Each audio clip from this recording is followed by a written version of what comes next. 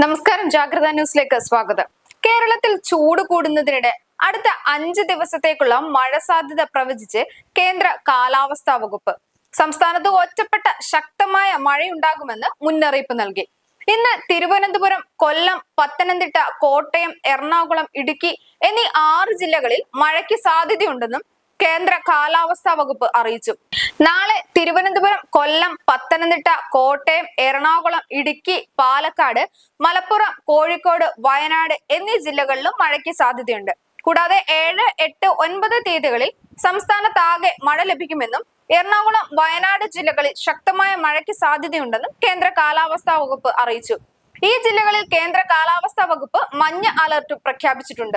24 മണിക്കൂറിൽ 64.5 മില്ലിമീറ്റർ മുതൽ 115.5 മില്ലിമീറ്റർ വരെ മഴ ലഭിക്കുന്ന സാഹചര്യത്തെയാണ് ശക്തമായ മഴ എന്നതുകൊണ്ട് അർത്ഥമാക്കുന്നത്.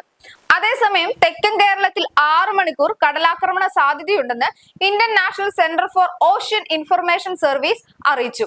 വടക്കൻ കേരളത്തിൽ അടുത്ത 9 മണിക്കൂർ കൂടി കടലാക്രമണ സാധ്യതയുണ്ട്. കൂടാതെ രാത്രി 8 മണിയോടെ കൂടുതൽ ശക്തമായ തിരകൾക്ക് സാധ്യതയുണ്ടെന്നും മുന്നറിയിപ്പ് നൽകി.